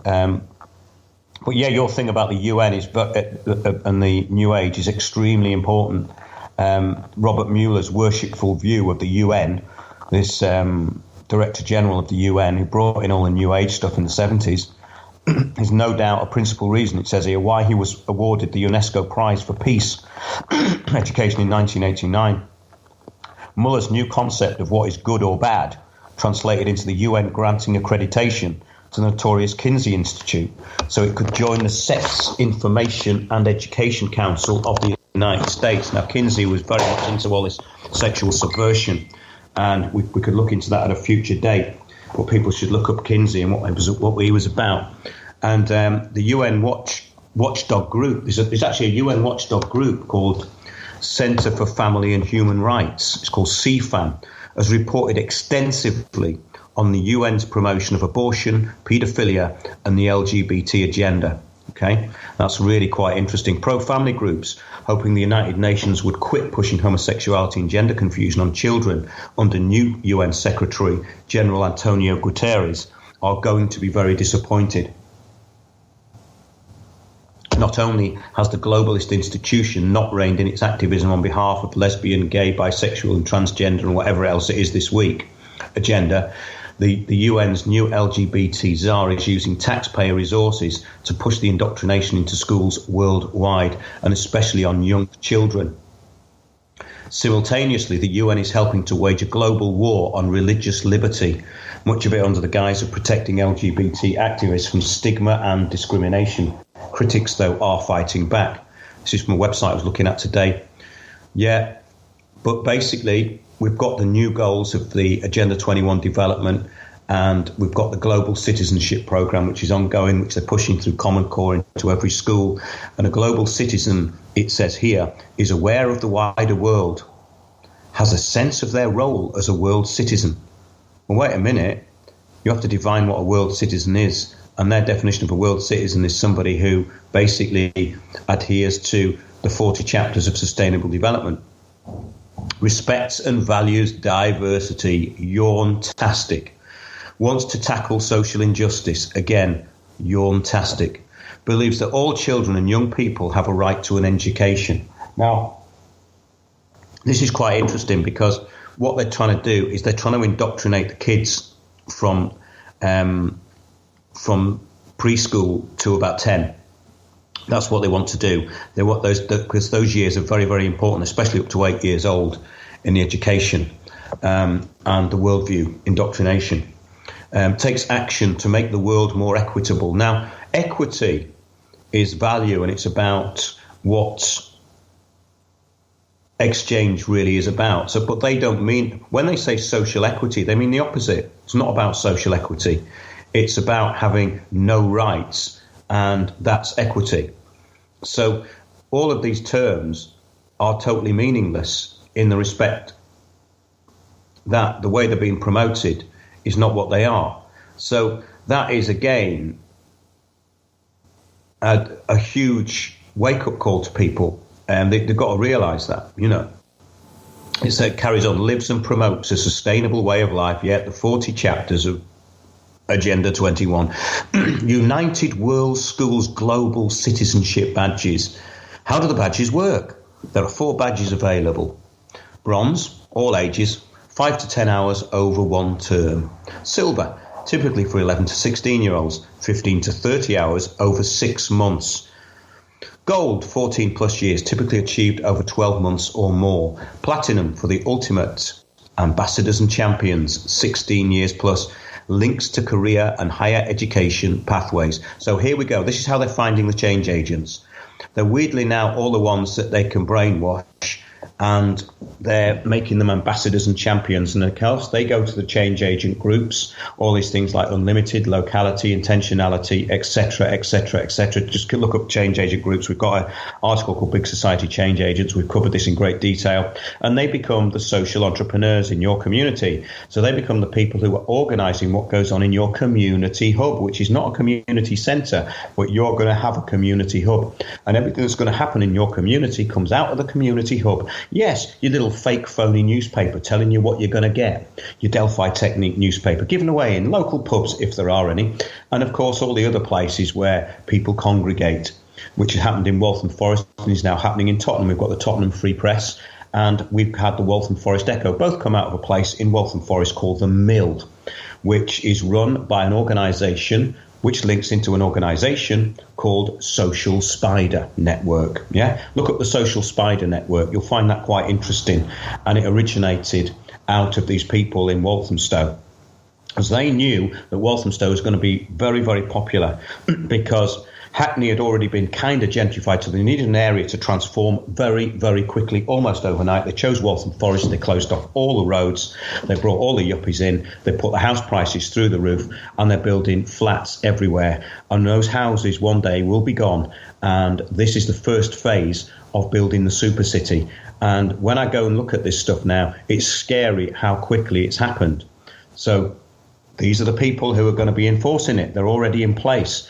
So those people who are leaving school now are the people who are going to be your new change agents, if they're selected with their platinum ideas from the UN. Yeah. Woohoo. Quite incredible, eh? Yeah. Here we go. Who's this called? Mark Barash, founder Green World Campaign and creator of the Green World Charter. And again, it starts off with, Tony, something beautiful I really want to share with you. Planetary healing. We've got to heal the world. And with your help, we can do it. That sounds lovely. It's just $50 a month, folks. That's all we need. Oh, yeah. Yeah, that's just us, though, Tony. There are 5 billion acres of damaged and deforested land that can be restored in ways to serve both human and ecological needs. Scientists are now realizing that large-scale restoration of trees and greenery in healthy soil can also absorb vast amounts of carbon dioxide and even help to reverse climate change. It's like they can't leave it alone, can they? They just can't leave it alone, you know. It's quite incredible. And, of course, you've got these other stupid ideas that came out that people latched onto, like the Venus Project. And you've got that guy, Sacha Stone. He was involved with something that was down in Notting Hill. I can't even remember the name of it now. It was really, really appalling, Agenda 21 stuff, you know. But, yeah, the Venus Project, again, Agenda 21. It's been going on for years, hasn't it? That Jack Fresco just died, didn't he, the one with his space-age houses. He probably just got roped into it all, you know. But they like these sort of lefty idealists because they'll go along with it. And they're really easy to program. I saw this happening with things like transition towns. You'd get these people turning up and they're quite well-meaning, but they've got mush for brains, really. They're well-meaning. They believe in this old-fashioned kind of lefty ideology, which has been usurped into this globalist con. And they just go with it. They just go with it because they think it's environmental. And the Venus Project, it proposed an alternative vision of what the future can be. Oh, an alternative vision of what the future can be. Okay. If we apply what we already know, okay, in order to achieve a sustainable new world civilization. In other words, population control and reduction. Okay, why don't you just say that? Sustainable new world civilization. We want to get it under 3 billion. Why don't they just... that wouldn't be popular, would it, I suppose? It calls for a straightforward redesign of our culture. Wait a minute, hang on a minute, Tony. A straightforward redesign of our culture. Would that be straightforward, in your opinion? If you were trying to redesign our culture, would it be straightforward? I think it might be extremely complicated. Yes, but it's straightforward if you're just enforcing one narrow worldview on everybody, which is just about control. Then it is straightforward, isn't it? Because basically the 10 planks of communism, straightforward. We're going to simplify our lives for us. That's handy. A straightforward redesign of our culture in which the age-old inadequacies of war, poverty, hunger, debt and unnecessary human suffering are viewed not only as avoidable, but as totally unacceptable. Anything less will result in a continuation of the same catalogue of problems inherent in today's world. And so we've got social entrepreneurs that help solve it. And this is from a social entrepreneur website. These are people who are brainwashed into this nonsense, by the way. It's just incredible. We support individuals directly, not their ventures. Did you hear that, Tony? Wait a minute. I think I heard something wrong there. I don't know about you. Because I thought a social or an entrepreneur was somebody who had the idea, right? That's the entrepreneur. The idea itself, right, is the product of the entrepreneur. Mm-hmm. So they're indivisible, right? So they're saying we support the individuals, not their ventures. Well, wait a minute. You either like my venture or you don't. You support the venture over me if I'm an entrepreneur. I mean, even an idiot would know that. Just for reference, if you do watch television, look at Dragon's Den. That's an ideal example. They support the venture, right? Yep. That's what someone who invests in an entrepreneur supports the product and the idea. The person hasn't really got anything to do with it. All right, they have to turn up in a suit or whatever and say, this is my idea. You look at it and then you go, oh, yeah, I think you're an entrepreneur. I think we could help you. No. We're into you. So you're going to be the change agent. We're not bothered what your venture is. They're just telling you in the first line on their own website, Unlimited, we support individuals directly and not their ventures. Well, how can that possibly facilitate entrepreneurship, Tony? Does that make sense to you? No, it can't, can it? No. Because they're supporting the wrong thing. Anyone that's artistic or creative in any way needs to be supported with what it is that they do, isn't it? Right. Yes. So fair enough, you've got to support the individual to some degree because they need to be able to live and that, but really you're supposed to be encouraging them and freeing them up in order to be creative and supply what only those people can in certain circumstances anyway. Yeah. So we support you by investing in social entrepreneurs' journeys. We believe we make a longer lasting impact. Well, hang on a minute. In your journey, again, that's about controlling the narrative, isn't it? By investing in your journey. Well, there you go. So that's a bit about what's happening with children becoming global citizens and becoming change agents. And basically now we've got all these people coming out of university with these nowhere degrees. Remember media studies? I mean, media studies, yeah? There's somebody who's got a really high up job in Germany and they've got like a military post within the Green Movement. I think we mentioned it a couple of weeks ago, and she's got a degree in media studies. I suppose that's all you need, though, isn't it? Because it's this all about propaganda. So media studies would help, I suppose. So watching television as a course and looking at PR and stuff like that, whatever media studies actually is, what people told me was basically about watching television, would probably help because you would be learning the ideal and essential propaganda tools, wouldn't you? Yeah, that's exactly what it is. I spoke to someone a couple of years ago who just recently finished a media studies course, and he said it's the easiest course that anyone can do out there if you actually want to get a bit of paper behind your name, but I don't know about that. It's just the one view that I've heard on it. Well, yes, I heard there's people I know in recording studios and work in sort of video post-production, that sort of thing, in small companies. And they were saying that they'd never employ anybody with a degree in media studies because they had this idea that a lot of it was easy and they didn't have any technical knowledge. So you couldn't become a good film editor, you couldn't become a good cameraman if you'd done media studies because those skills are not involved. So the basic skills that you'd need to work in media are not given in media studies. They're only any good if you want to work in some, well, I was going to say bull kind of profession like PR. But that's what we're talking about the other week, isn't it? I mean, it is incredible, though, Tony, isn't it? Because loads of people now seem to work in PR, don't they? We were talking about it the other week, but I'm finding this more and more. Lots of people describe their job as PR. Yeah. So it must be all this infrastructure that's being created. They must be the ones behind a lot of this stuff, like the change agents. So the PR companies are the ones who are working with the developers. So there's loads of developments going on. So they must need loads of PR people. So Agenda 21 is employing a lot of these sort of people.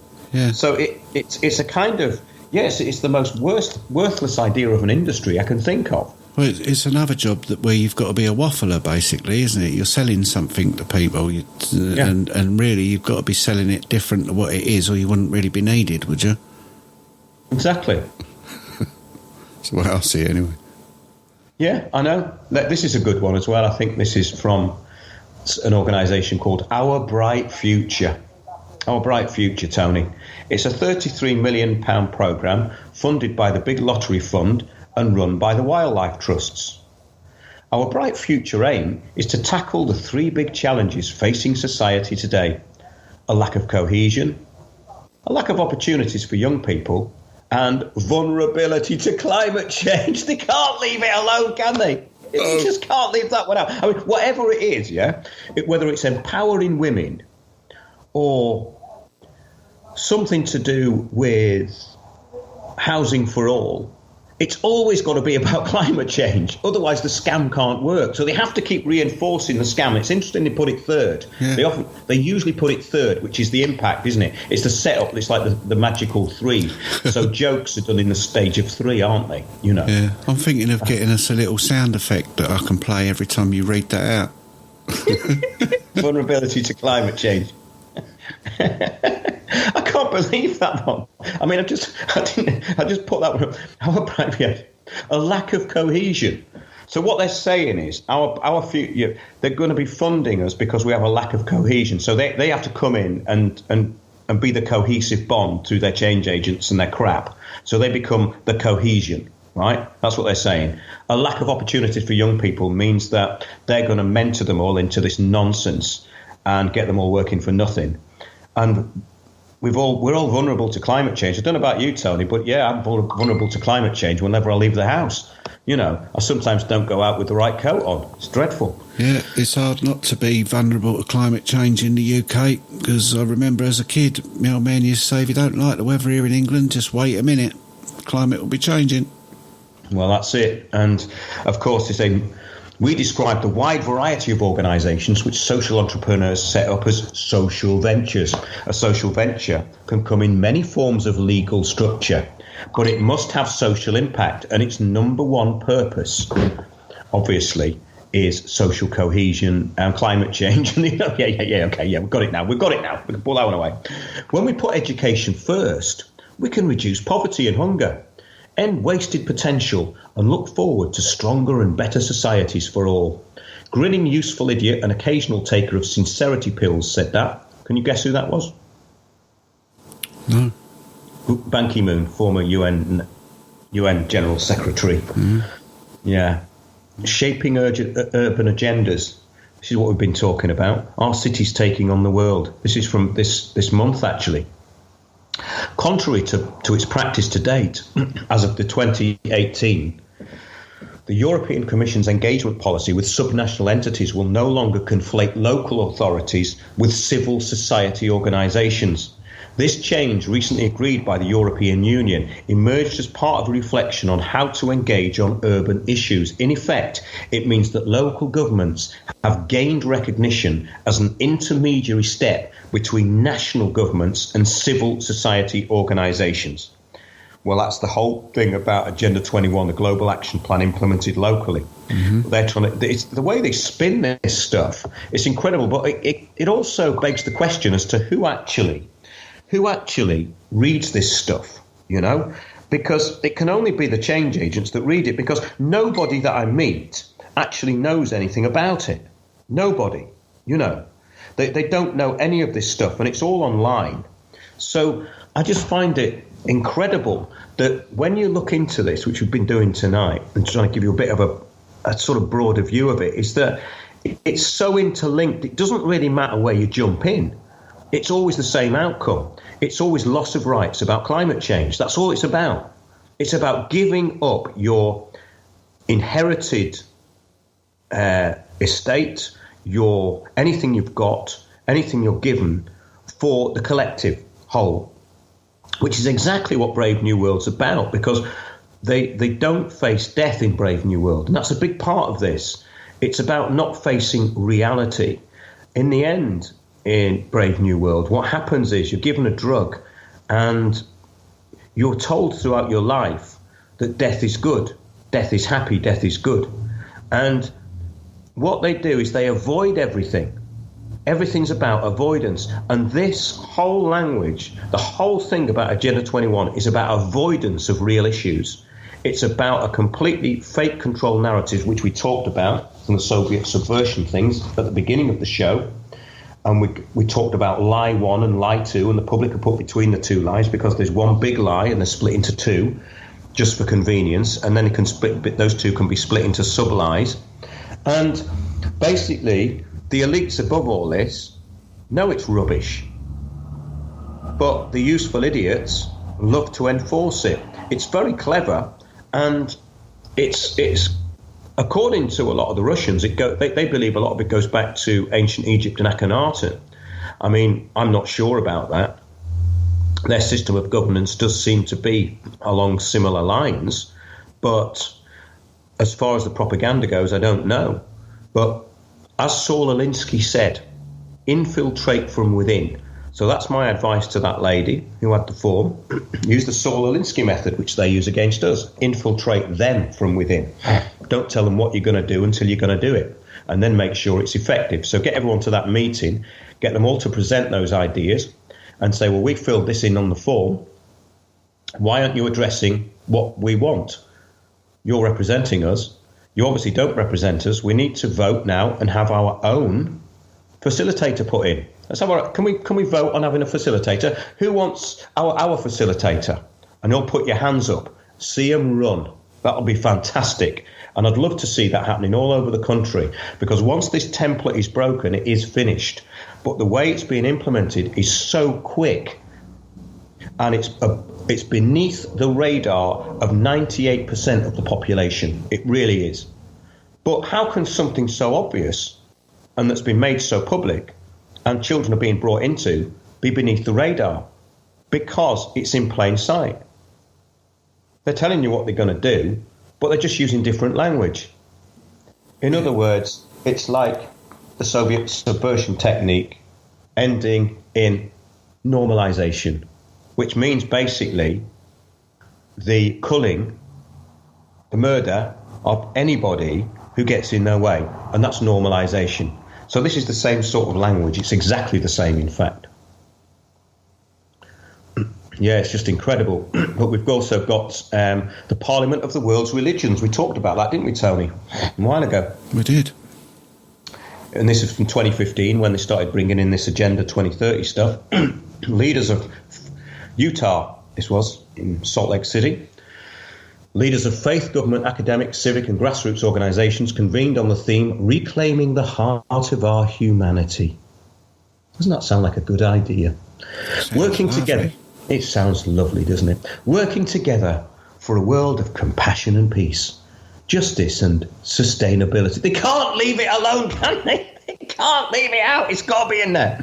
Of 6 critical issues. Guess what, Tony? Wait for it. Of 6 critical issues, climate change and care for creation was addressed in plenary sessions, spotlighting the expertise of leaders and environmental justice issues. Now, I don't know what they mean by care for creation, because these people are into an anti-creationist agenda. So that's quite interesting that they put that. But, of course, of the 6 critical issues, climate change always comes first.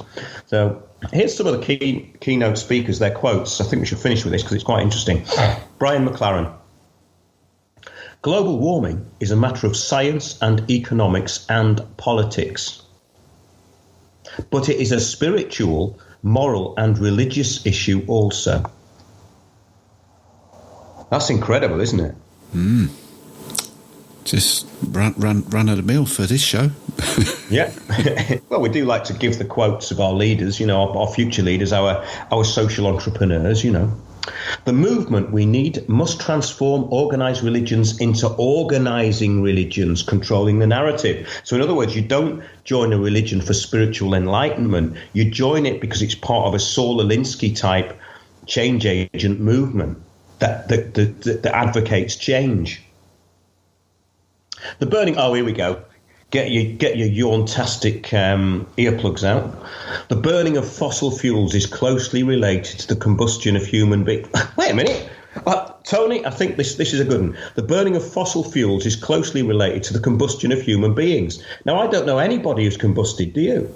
I did read about some spontaneous human combustion many years ago. I'm not sure if it still happens. I've never seen it happen, then. No, I've never seen it happen, no. That's incredible, isn't it? Yeah.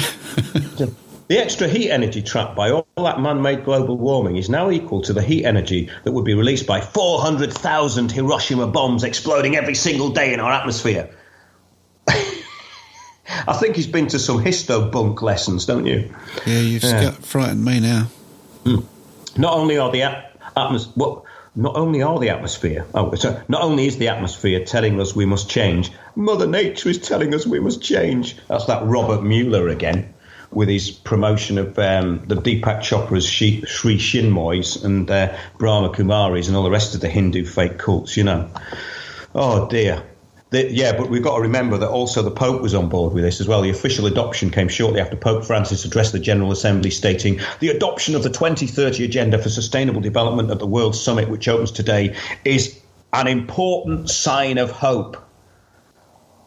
Hope. Oh. Well, there goes my fear. It's been replaced by hope in just one sentence. Well done, Mark. Thanks for that. Well, that's what we need, Tony. We need hope, not hate. And thank you, Mr. Pope, as well. Yes. The true test of commitment to Agenda 2030 will be implementation. Well, clearly, we need action from everyone, everywhere. 17 Sustainable Development Goals are our guide. They are a to-do list for people and the planet and a blueprint for success, ended the Secretary-General. It is an agenda for people to end poverty in all its forms. It is an agenda for shared prosperity, meaning poverty, peace and partnership that conveys the urgency of climate action. Every paragraph is rooted in gender equality. Here we go. You can't have climate change without gender equality, can you? Yeah, I'm definitely getting that sound effect for next week. Yeah. We might leave this alone for a while, actually. I think we might have overkilled it tonight, but I'm enjoying it, actually, finding it funny now. Rooted in gender equality and respect for the rights of all. Above all, it pledges to leave no one behind. Yes, since wars begin in the minds of men, it is in the minds of men that the defences of peace must also be constructed. UNESCO Constitution, London, November 1945. So that's it. We talked about the United Nations Educational, Scientific and Cultural Organization, which came in force in 1946 in the aftermath of World War II. It was founded on the belief that a peace based exclusively on the economic and political arrangement of government could not secure the lasting support of the people of the world. It had to be founded on the intellectual and moral solidarity of mankind. Well, what happened then? If it was based on the intellectual and moral solidarity of mankind, then how has it become not fit for purpose? And it says it's advanced through educational, scientific and cultural relations, change agents in every country. Yes. So there you go. That's it for today. And, of course, it has to protect cultural diversity, promote cultural pluralism and intercultural dialogue, which is the Coudenhoven-Kalergi Plan and all the rest of the stuff, which is flooding Europe with mass immigration and destabilisation. So there you go. Yeah. That's it. Global citizens. Are you a global citizen? Ask yourself, are you going to be a global citizen? And maybe we should bring this up at all the regeneration meetings around the country, saying we are not global citizens. Yeah. Well done, Mark. Great research again. I learned a lot there tonight, and I'm sure other people did as well. And I just want to thank everyone for listening now. Tell you we've got... The only thing I know that's for sure on this week will be the Dr. Rock radio show, and that's Thursday at 9 p.m, although he often starting a bit earlier, I believe, about 8:30, and playing some tunes for a bit of warm-up for himself. So be sure to check that out this week if you're around. Hopefully Freeman Jack will be back with the Psychonautilus and Happy Hour. You can see the schedule. It's on the homepage, autonomousmedia.net. If you want to listen to any of our previous 19 shows, you can find them on windowsontheworld.net or Windows on the World on YouTube or autonomousmedia.net. You'll find them all there. Cheers to everyone in the chat room, all your contributions, the emails, the comments and thumbs up and the subscriptions on YouTube, they always go down well.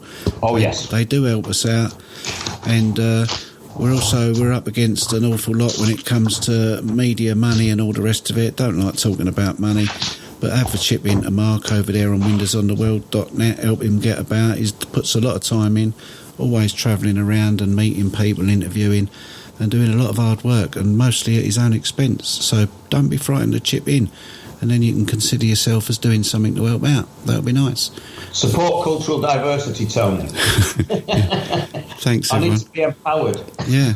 Support freedom of speech. Support your own future. Support the ability to critically think. Support Mark's work, because, you know, who gets the time to do all this research and actually read these documents and interpret them in the way that he does for us? So be sure to help out. Cheers, everyone.